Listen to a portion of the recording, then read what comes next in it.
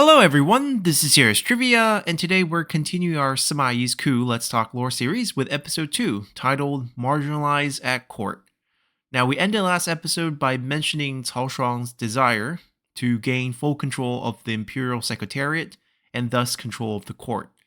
But this required removing Sima Yi from their joint control agreement, which will be no doubt difficult, as Sima Yi was the more seasoned statesman with deeply entrenched connections both within the Imperial Secretariat and the Imperial Court at large.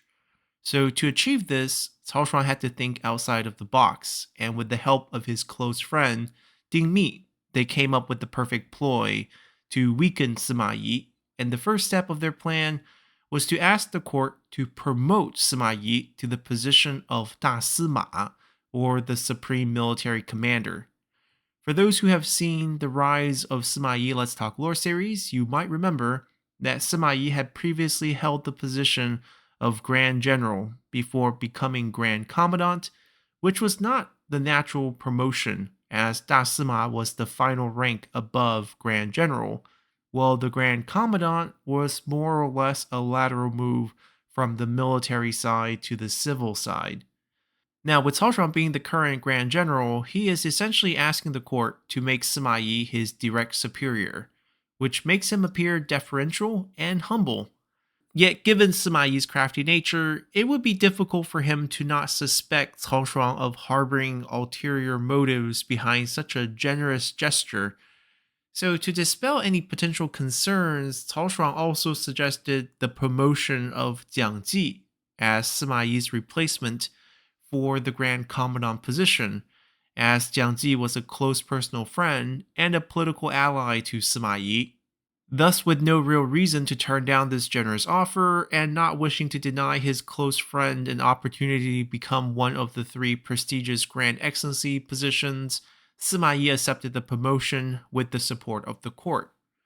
Now, with step 1 complete, Cao Shuang's next move was the linchpin to his master plan, as the second step involved having his supporters at court spread the rumor that the Da Sima position was cursed, as all who had held this position previously ended up losing campaigns and then dying right after their promotion.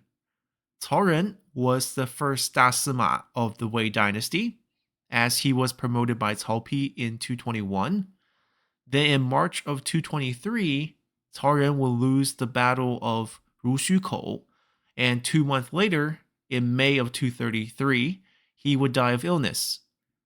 Cao Xiu was the second Da Sima when he was promoted to the position by Cao Rui in 226.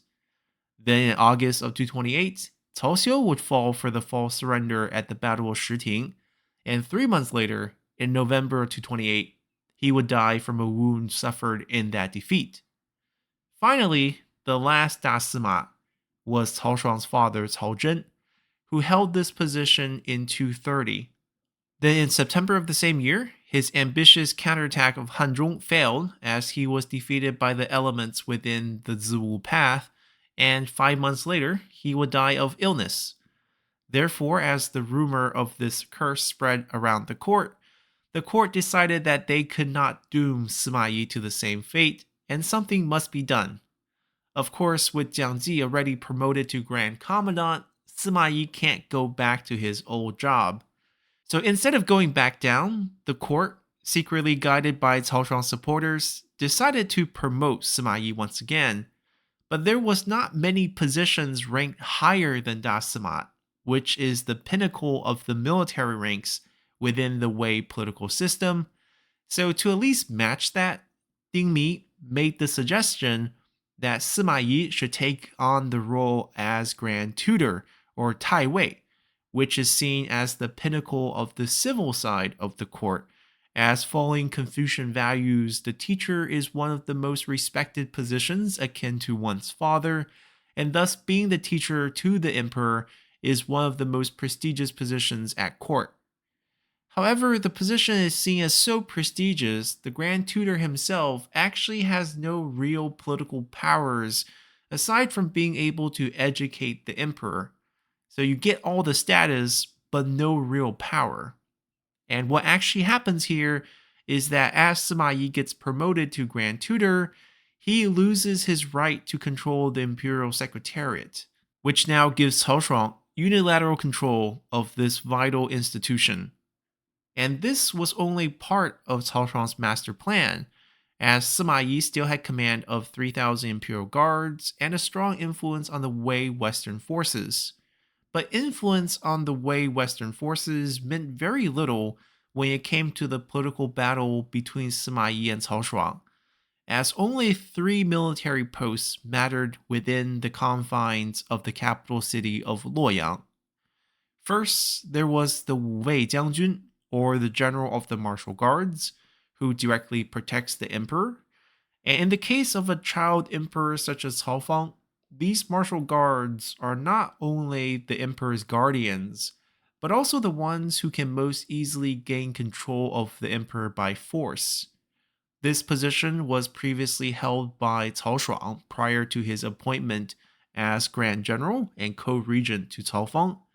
And after his promotion, Cao Shuang made sure the position went to his younger brother, Cao Zhen's third son, Cao Xun, who naturally was an ally to Cao Shuang. The second most important military position within the capital is Zhonglingjun, or the general of the center, who is in charge of the Imperial Palace Guards.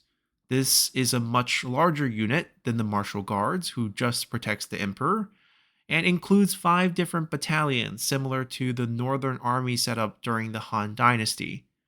Additionally, the 3,000 troops that Sima Yi and Cao Shuang each commanded also came out of the Imperial Palace Guards. This position was previously held by Jiang Ji, but following Cao Shuang's ploy to promote both Sima Yi and Jiang Ji out of key positions of power, Cao Shuang used his control of the Imperial Secretariat to appoint another one of his younger brothers, Cao Zhen's second son, Cao Xi, to this position. Then the final important military post within the capital is Zhonghujun, or the general of the Central Guards.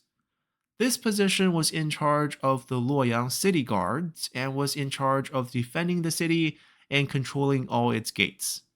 Additionally, Zhonghujun also had the power of appointing officers, which allowed the holder of this position the ability to plant supporters at all levels of the Wei military. And oftentimes, it is these mid level officers who had the real power in times of crisis, as they can easily ignore the commands and show their true colors when everything is on the line. But at this time, Xiahou Xuan was the Zhonghujun, and he was Cao Shuang's cousin, as Xiahou Xuan was Xiahou Shang's son, and Xiahou Shang was married to Cao Zhen's sister, or Cao Shuang's aunt. So unsurprisingly, Xiahou Xuan had been using his powers of appointment to place many of the second generation and third generation members of the distant Cao and Xiahou clans into the numerous mid-level officer positions throughout the Wei military. Interesting enough, as a side note, Jiang Ji actually held the position of Zhonghujun during Cao Rui's reign, before he would be promoted to Zhonglingjun after Cao Rui's death. And Jiang Ji was famous for selling mid-level and low-level officer positions for the price of 1,000 yards of silk and 500 yards of silk, respectively. Now, silk, much like grains, was a liquid currency at this time, so this was just the measurement of money and not a reflection on Jiang Ji's preference for silk. And the bribes that Jiang Ji was taking was so out in the open that there were folk songs written about them.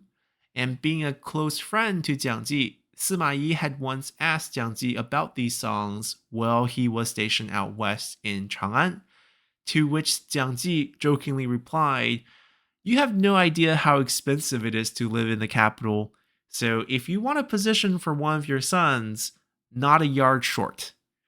And really, this story, along with Xiahou Xuan's appointments to distant Cao and Xiahou clan members, just goes to show you the power and the level of corruption this position had access to.